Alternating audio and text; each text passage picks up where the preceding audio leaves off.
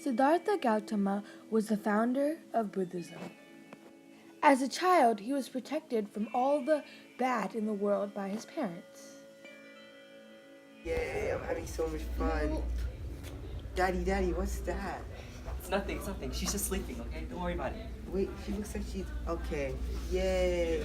So much fun. It's my first time on... One day, he decided to leave his kingdom and see the outside world. And once he did, he saw all the pain and suffering that goes around.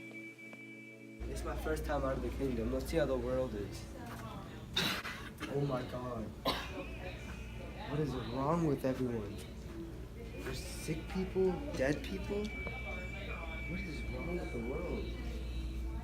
I have to do something about it. After learning about the brutality of the world, he decided to go meditate for months and months until he discovered what life meant.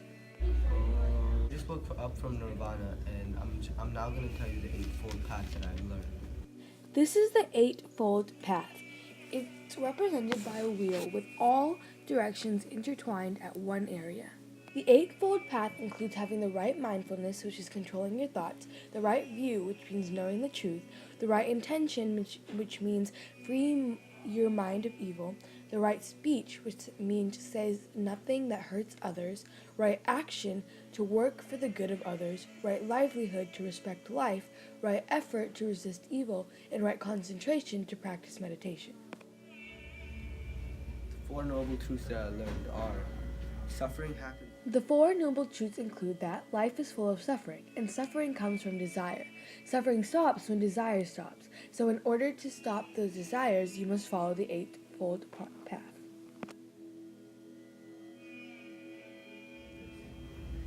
Three universal truths I learned is everything. Three universal truths include nothing is lost in our universe, everything changes, and the law is cause and effect. We are the same as everything. If we destroy something around us, we destroy ourselves. Everything is also continuously changing, the way we are now due to things we have done in the past.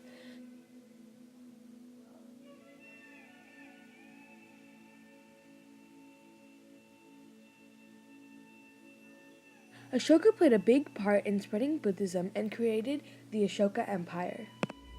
I'm Ashoka, and after the Kalinga War, I converted to Buddhism. The Silk Road made it easier to spread Buddhist philosophies to Han China and beyond. Ashoka played a large role in the spread of Buddhism by sending monks to surrounding territories to spread the teachings of Buddhism. The Silk Road allowed the philosophies to spread to Han China and beyond. I created the Ashokan Empire, and I am one of the leaders of the Mauryan Empire. The Ashoka Empire ruled almost all of the Indian subcontinent from 268 to 232 BC. Ashoka had led the Mauryan Empire as one of the most significant Buddhist leaders. The Mauryan Empire was larger than its Hellenistic neighbors and had one of the most powerful armies of all time.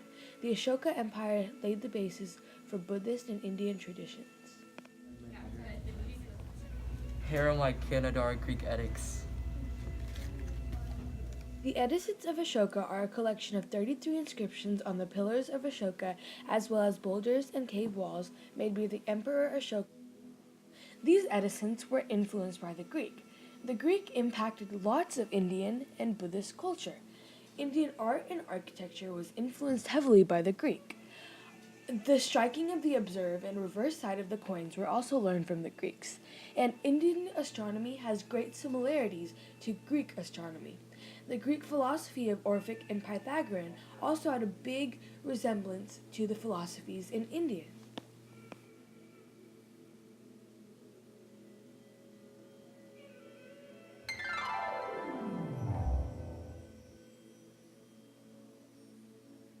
Chandragupta was the creator of the Gupta Empire and invented the base 10 math system.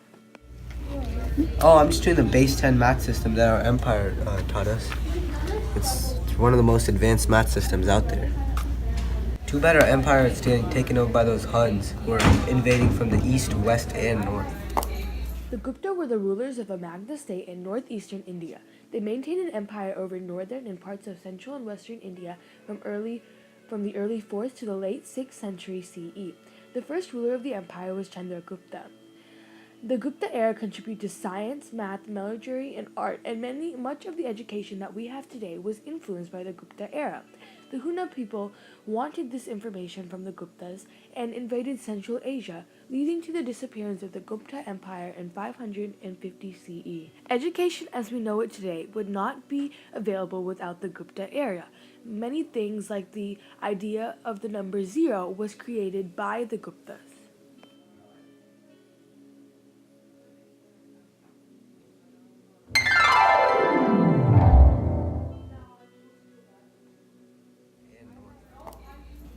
Is that the god you're praying to? I pray to multiple gods because I'm part of Hinduism, even though I think that all the gods are a form of one god. How old are you? After social pressures, Hinduism adapted to become more of a devotional rather than ritual based religion to appeal to lower classes.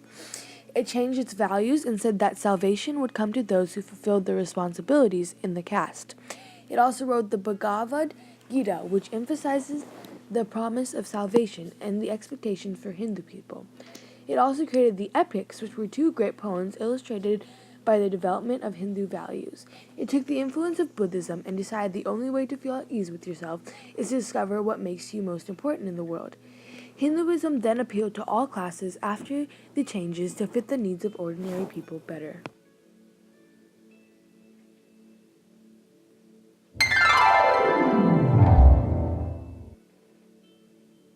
There were three different types of marriages. Shayamvara is where the bride selected her spouse.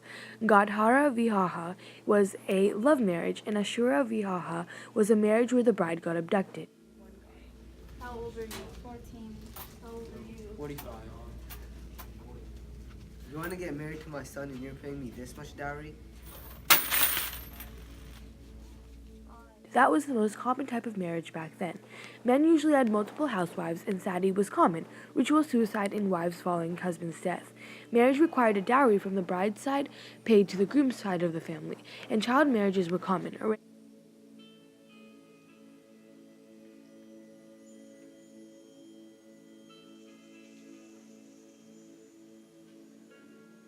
The caste system is so important.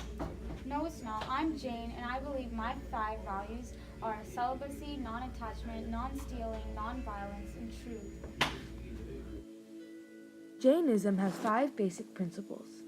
Nonviolence meant not to cause harm to any living beings. Truthfulness means to speak the harmless truth only. Not stealing means not to take anything not properly given. Celibacy or chastity means not to indulge in sensual pleasure. Non-attachment means complete detachment from people, places, and material things.